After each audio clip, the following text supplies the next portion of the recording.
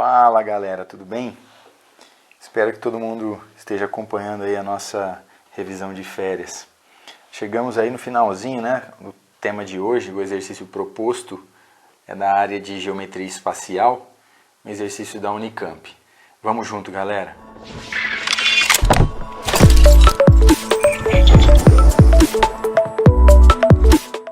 Bom, pessoal, o enunciado desse exercício, ele fala o seguinte pra gente, ó, seja um cilindro circular reto, com raio da base de comprimento R igual a 2 cm e altura de comprimento H. Está aqui meu raio da base, está aqui a minha altura H.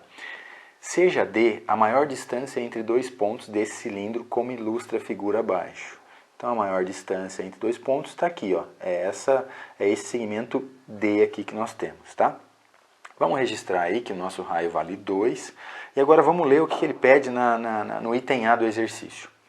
Nesse item A ele fala assim, supondo que o cilindro tenha volume igual a 1 litro, calcule sua área de superfície total. Bom, para calcular essa área total, nós já sabemos que nós precisamos da área da base, nós vamos multiplicar a área da base por 2, porque nós temos duas bases paralelas e congruentes, e somar com a área lateral. Tá ok? Para calcular a área da base, eu preciso do raio. Eu tenho raio, o exercício me forneceu. O que eu não tenho é a altura. Então, para encontrar esse valor da altura, eu vou trabalhar com esse dado que ele forneceu aqui do volume, sendo igual a 1 litro, tá? Vamos lembrar lá, então, das unidades de capacidade? Do seguinte, ó, nós temos que 1 litro corresponde a 1 decímetro cúbico. Nós sabemos que 1 decímetro corresponde a 10 centímetros. Como eu estou trabalhando com volume, eu tenho 3 dimensões. Largura, comprimento e altura. Então eu tenho que fazer 10 centímetros vezes 10 centímetros vezes 10 centímetros. Isso me leva a 1000 centímetros cúbicos. Tá? E eu vou trabalhar com essa unidade, centímetros cúbicos, porque no enunciado ele me trouxe esse raio com essa unidade de centímetros, tá certo? Bom, então o volume do nosso cilindro é calculado pela fórmula área da base vezes a altura, onde a área da base é πr ao quadrado, que está multiplicando a altura h do cilindro, tá? Vamos substituir as informações que ele deu para a gente aí, os dados. Então o volume vale 1000 centímetros cúbicos, está aqui, π vezes o raio 2, tá, elevado ao quadrado, vezes h. 2 ao quadrado dá 4. 4 vezes π, isso dá 4π, que eu vou passar dividindo para cá. Então eu vou ficar com 1000 dividido por 4π igual a h. O que nos leva ao valor, simplificando aqui o 1000 com o 4, fazendo essa divisão, né? 1000 dividido por 4, nós temos 250 sobre π centímetros para a altura. Portanto, tendo o valor dessa altura, eu consigo calcular agora, jogar aqui, ó, no lugar desse h, esse valor para calcular a minha área total. Então vamos substituir aí nessa formulinha todos os valores que nós já encontramos. Então minha área total é 2π vezes o raio que é 2, vezes o outro raio aqui 2 também, e a altura 250 sobre π. Eu vou fazer primeiramente essa distributiva aqui. 2π vezes 2, 4π vezes 2, eu tenho 8π. Mas, agora eu vou fazer a outra distributiva ali. 4π aqui fora da mesma maneira, vezes 250. Isso vai me levar a 1000π dividido por π. E eu posso cancelar, eu posso simplificar, né, π com π, e chegar ao valor da área total aí da superfície do meu cilindro como sendo 8, colocando o 8 em evidência, 8 que multiplica π mais 125 centímetros quadrados para essa área, tá certo? Uma primeira resolução tranquila, aplicação direta da fórmula do volume do cilindro para a gente calcular a altura e depois chegar na fórmula da área total. Vamos agora então ver o que ele vai pedir no item B do nosso enunciado. Determine o valor de D no caso em que R, H e D sejam uma progressão geométrica. Então vamos analisar.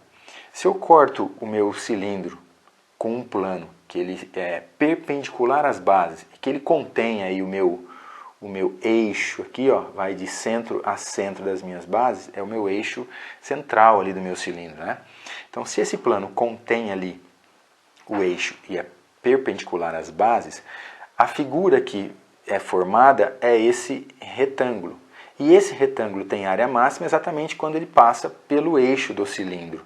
Tá? E aí essa distância do vértice A ao vértice C passa a ser a maior distância entre dois pontos naquele cilindro. Tá? Então eu tenho aí representado nessa cor vermelha para a gente.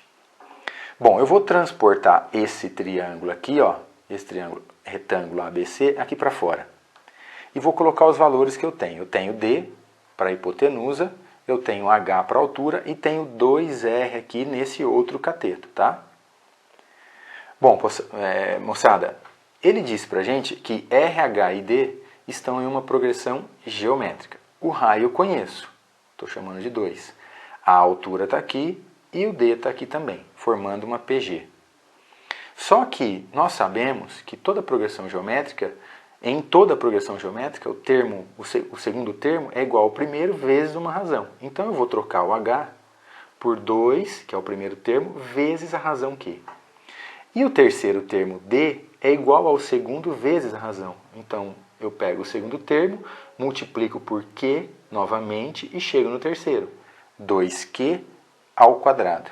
E aí, conhecendo esses valores aqui, esses novos valores dessas três variáveis que ele trouxe para a gente aí no problema, eu vou aplicar aqui nesse triângulo o teorema de Pitágoras. Nós vamos ficar então, vou trocar, né, primeiro os valores, onde eu tinha D eu tenho 2Q ao quadrado, onde eu tinha H eu passo a ter 2Q, e onde eu tinha 2R eu passo a ter 4. 2R, 2 vezes 2, o nosso raio é 2, está tudo certinho aí. Aplicando o teorema de Pitágoras, então, nós ficamos com a hipotenusa ao quadrado, igual a esse cateto ao quadrado, mais o 4, o outro cateto ao quadrado.